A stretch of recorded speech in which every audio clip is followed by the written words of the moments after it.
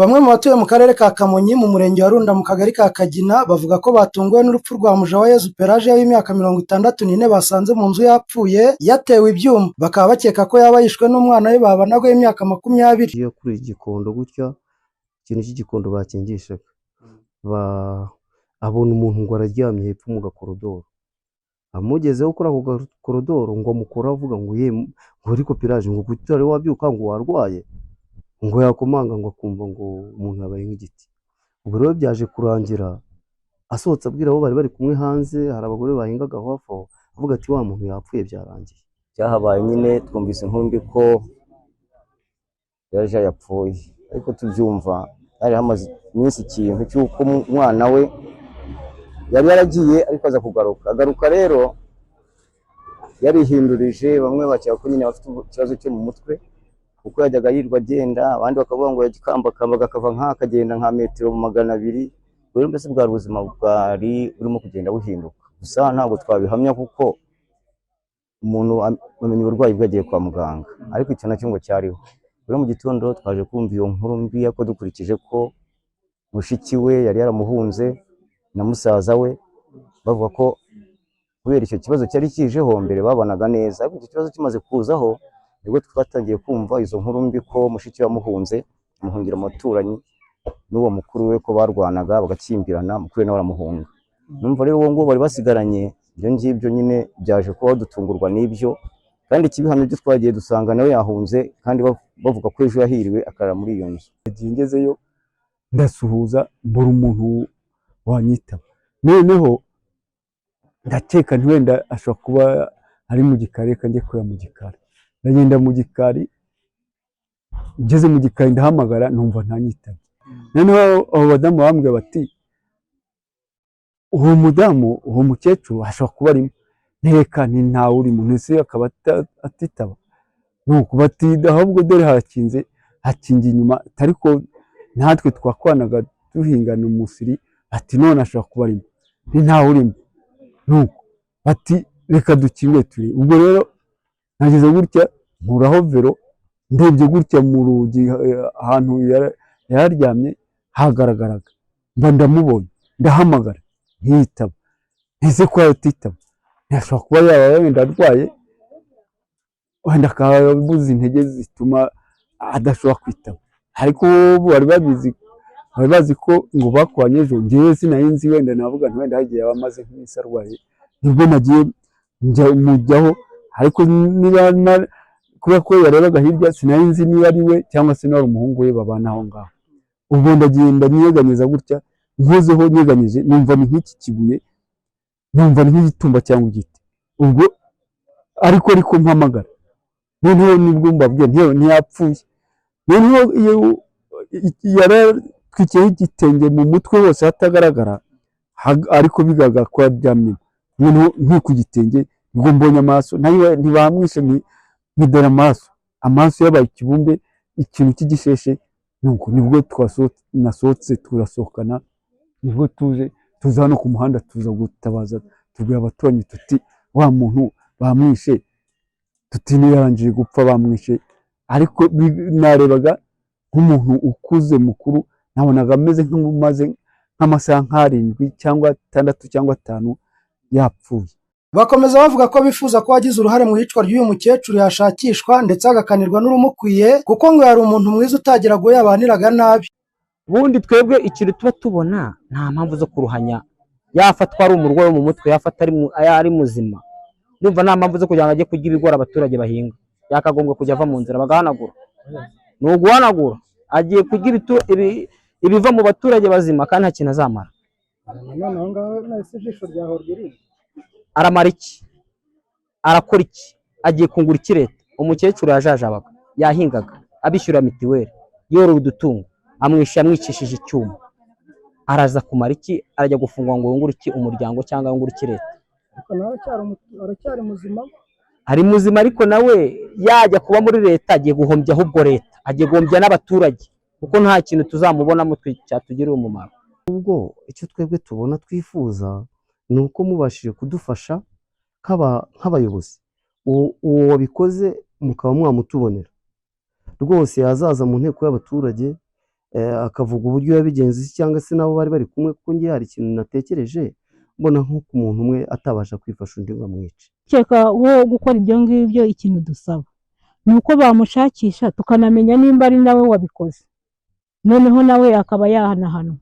Aya makuru yemejwe na Ndayisaba Egide, umunyamabanga nshingwabikorwa w'umurenge wa Runda. Gusa ngo kuba bavuga ko ukekwa yaba yari afite ikibazo cyo mu mutwe byo ngo nk'ubuyobozi ntabyo bazi. Umukecuru witwa Mujawayezu Pelagie w'imyaka 64, twamenye amakuru mu gitondo ko yapfuye yishwe, ariko ntibiremezwa n'inzego zibifitiye ubushobozi. Ni nayo mpamvu kugeza ubu ngubu tukizitegereje kugira ngo hafatwe iperereza ritangira, hafatwe n'ibimenyetso. Uwamwishe we ntabwo aramenyekana, iperereza riracyarimo gukorwa.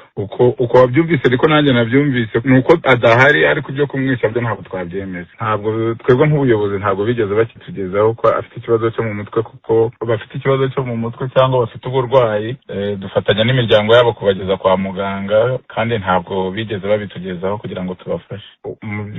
Amakuru yo twayamenye mu rukerera, nibwo twayahawe n'abaturage. Nyuma yo kuyamenya niyo twihutiye kugera aho ikibazo cyabereye. Mu bo bakeka ko baba bagize uruhare mu rupfu rw'uyu mubyeyi harimo Maniragwa Shadrack, umuherezi wa nyakwigendera w'imyaka 20, ndetse bakanavuga ko ngo yari asanzwe yitwara mu buryo budasobanutse, dore ko ngo aherutse gutera mushiki we mu cyumba aryamye agashaka kumusambanya, yamubona yambaye ubusa agahita asohoka akiruka. Ibyanatumye uyu mushiki we ahitamo kujya kwikodeshereza ku ruhande, asiga uyu musaza we mu nzu na nyina, ndetse ngo nyina yajyaga amugaburira ibiryo akanga kubirya, akavuga ko atarya ibiryo birimo amashereka.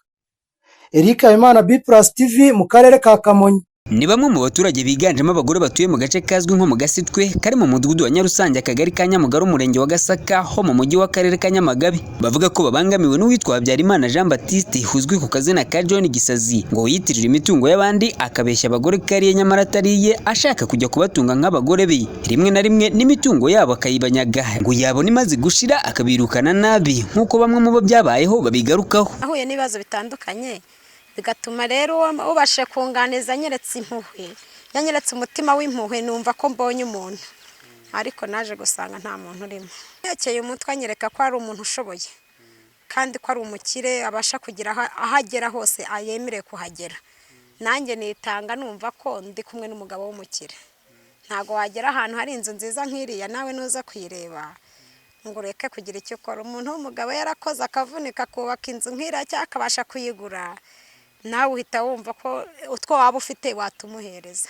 Yandaje ijoro yafashe umuhoro anyereka ko agiye kuntemagura, arambwira ngo yitabwe n'umuntu kuri telefoni, amubwira ko ari umugabo wanjye, iyo telefoni nene yayicaginze, arandaza ijoro. Ndamwinginga amubwira ko uwo muntu ntanazi ibyo yakoze, sinamenye ko banamwitabye. Arabigira nyine n'umuntu nyine ushuka nk'umuntu w'umukobwa atazi, afite nk'amafaranga cyangwa ibintu nyine afite abona bivamo amafaranga, akamugira nk'umugore iminsi 2-3, ubundi agahita amuboroka amukamucikana n'ibyo ngibyo byose. Umwana agaseka aranyuragura amaso hano mu mujyi. Kubemeza araza akamubeshya aha n'ahanjye, undi akabazi yuko ibintu ari ibye nyine, nawe akemera akamugira. Nyuma yaho baza gushwana nyine iyo bamaze kumutahura, amaze kubeshya nk'abarenze nk'icumi mbega mbona. Urugero ni nk'uyu Nyirahabimana Francine, nawe avuga ko aherutse kubimukora, aho nawe ngo yahavuye nta nkuru bitewe nuko yahavuye mu ijoro yari yamuraje ku nkeki amubwira ko aramwica, nyamara ibyo muhora ari amaherere. Nyuma nawe ngo yabajije abaturanyi bamubwira ko ngo Jean Baptiste ibyo ahora bikora atari we wa mbere yaba agenje atyo. Barambwira ngo yitwa John Gisazi, icyo barakimbwiye, barambwira ati reka da no kumuvuga ubusanzwe ntibishoboka, ati kuko ni igihazi cyemewe, yigize umuntu udashobora gukorwaho n'abayobozi, ngo nta n'umuvuga ngo bikunde, kurongora ararongora bagataha, kandi ngo arongora abagore beza bafite amafaranga. Ntajya yiteza umugore udafite ifaranga. Yafashe umuhoro ucyaye neza uri imbere y'igitanda, ubu hari n'ubusanzwe, ariko njye nari nzi ko ari wo kwirinda kugira ngo kubera ibirara, umuntu abatekereza ngo ibirara biratwara inzugi, barahaza n'injoro bakamwiba inzugi, niko yambwiraga. Ariko iryo joro yawumfatiyeho kugera ubwo numvise ubwo wabunyishe. Ngo ni umuyobozi ukomeye, ngo ni komanda. Ari n'indi umukika yashatse amushakira ku mugabo hakujya banza afunze, barabana ageraho yigira ngo ni umupolisi, ngo amuramo warafunze, ngo yagenda agafunguza muramu wiwe, ubwo kwa sebukwe bagurishije itungo bamuriza 40,000 kugira ngo uwo mwana atahe. 40,000 barabimuha biturutse kwa sebukwe y'umukobwa. Uri kubyo noneho bigeze hagati umuntu bategereza ko aza kwitariki niyi umwana ntiyaza. Bati uyu muntu ko yavuze ko ari komanda bataradufunguriye umuntu none bimeze gute? Oya ni amazu ya leta yiha ariko abakuri yanzu yahoze ari ya hoteli yo kwa Mureramanzi. Francine n'aba baturanyi kandi bavuga ko ari ikibazo kibabangamiye ndetse batumva impamvu umuntu ahora akora ibikorwa nk'ibi bigayitse ariko agakomeza kwidegembya. Ibyo bo bafata nk'ubuhazi bugira ingaruka zikomeye kuba bayahemukiye muri ubwo buryo. Birabangamye cyane rwose, birabangamiye. Kuko umwana nubwo atugiraga ejo ku kagari arira n'umwana ngwana n'uyu wanje. Arira wagakumi amwangiriza kubera ngo yaraturutse mu nce za Butare atamuzi amwira wagira ngo n'umuntu umugabo wenda wamutunga amukoreye byamfurambi. Abundi John arangiza cyane ibintu byose abigira byose niki n'ubu hari uwo ngo yatwaye imyenda ngo bareganye mw'iyi misi. Baza data wacu kuko nta mama ngira nta na data ngira ndamaza nti se ni wewe wapanze ikibazo cyanjye kitari burangire.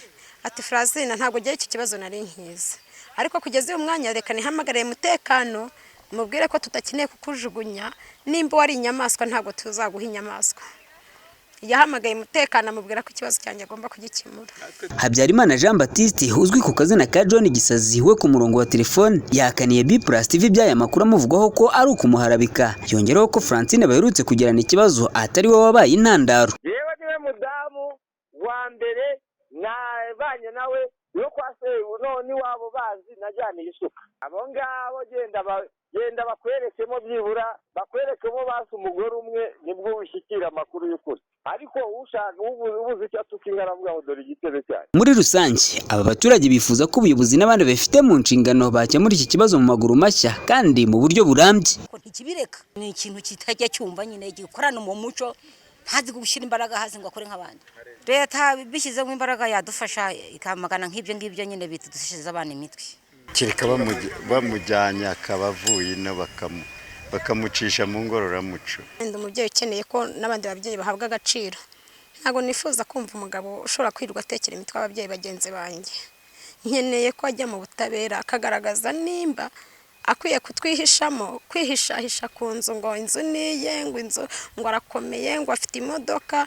Hari benshi babigwamo ntago nzareka kubivuga. Twese tuba dukeneye ubutunzi, twese tuba dukeneye aho twicara, ariko nimba ubuyobozi bumureberera bakamwihorera gutyo ejo hashobora kuzatemagura abagore akabajugunya hariya. Ni mu gihe kuri iki kibazo umuyobozi w'akarere ka Nyamagabe wungirije ushinzwe imibereho myiza y'abaturage wa Maria Agnes ubutumwa bugufi yanyujije kuri WhatsApp yabwiye B+ TV ko atarakizi hamwe n'uyu muturage ariko agiye kugikurikirana kugira ngo gikemuke. Ku ruhande rw'uyu Francine we avuga ko nyuma yo kumushukashuka mwizeza ibitangaza by'imitungo itariye ngo babane bikagenda gutyo kubana kwabo byamaze iminsi 10 yonyine ngo ahamutahuriye ashaka no kumwica ahitamo gukuramo ake karenge. Ubwo n'ibikoresho byose yari yarajyanye yabisizeyo aho maginga yasaba ko ubuyobozi bwajya kubimuhesha. Ababirebera ku ruhande kandi bemeza ko atari ibintu by'i Rwanda kwiyitirira imitungo itari yawe ugamije inyungu zawe bwite no guhemukira abantu bene aka kageni bagasaba ko byahagarara. Irwa Isengwe B+ TV Inyamagabe mu ntara y'Amajyepfo.